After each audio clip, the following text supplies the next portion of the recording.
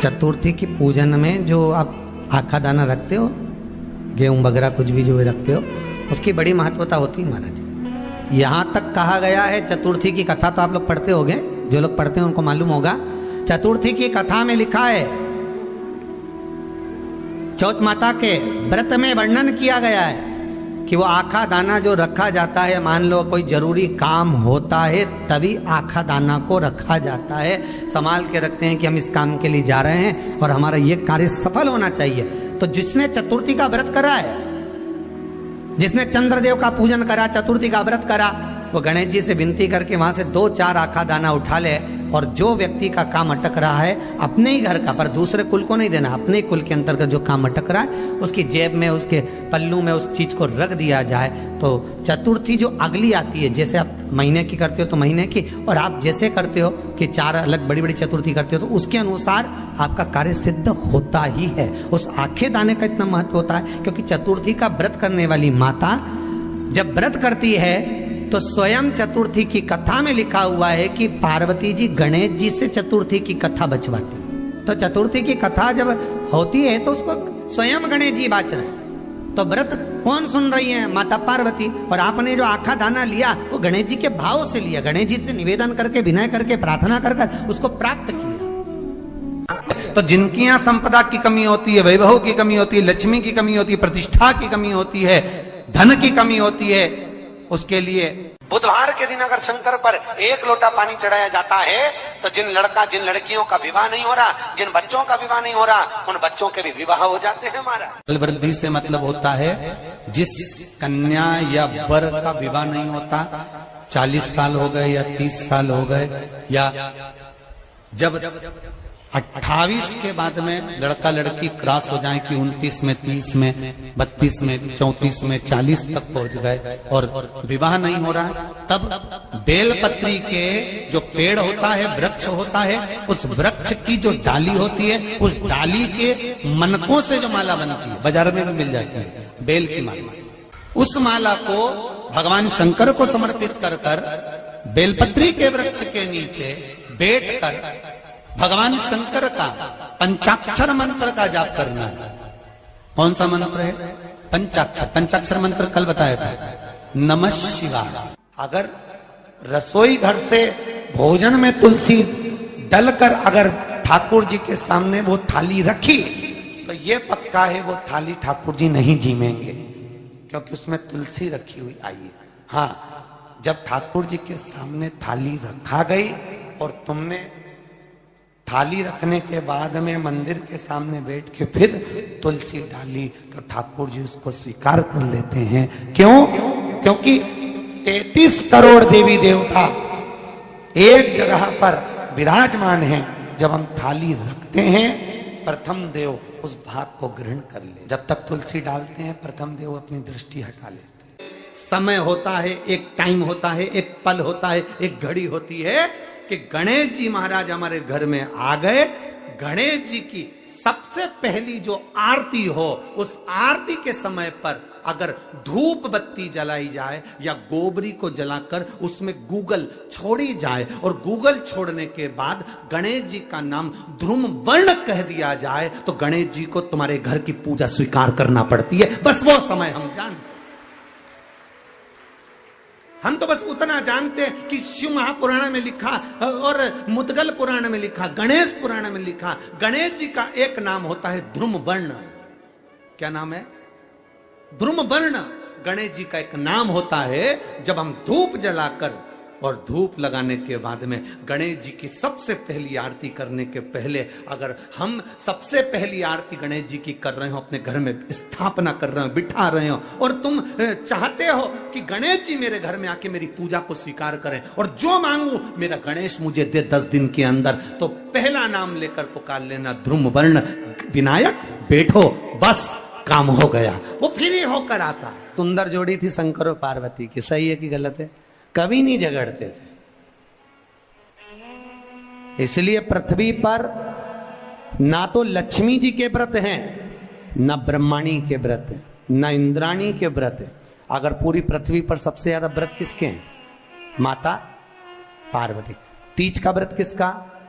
पार्वती का। चतुर्थी का व्रत किसका? पार्वती का। चौथ का व्रत किसका? पार्वती का। छठ का व्रत किसका? पार्वती का। जितने व्रत है सब माता पार्वती। गणेश जी मैया को प्रसन्न करने के लिए अष्ट रूप में धारण करते हैं। 8 रूप भगवान गणेश जी ने धारण किए। एक मयूरेश्वर गणेश, दूसरा सिद्धि विनायक, तीसरा बल्लालेश्वर, फिर वरद विनायक, फिर चिंतामणि, फिर गिरजात्मज, फिर भगवान गणेश विघ्नेश्वर अष्ट विनायक, फिर महागणपति। ऐसे गणेश जी के अष्ट नाम हुए। उस समय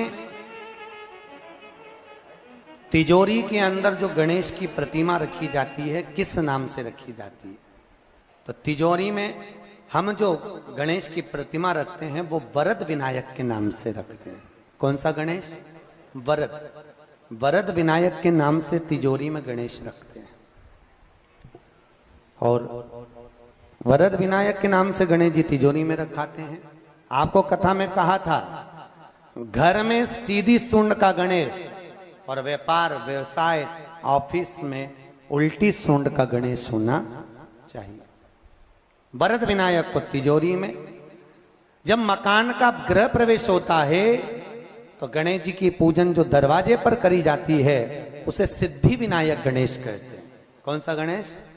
सिद्धि विनायक। जब हम घर में शुभ कार्य हो, बंदर बाल लगाएं, कोई दरवाजे पर शुभ लाभ लगाएं या स्वस्तिक बनाएं या माताएं दरवाजे पर रंगोली डाले तो उसी समय पर सिद्धि विनायक के नाम से रंगोली डालना चाहिए।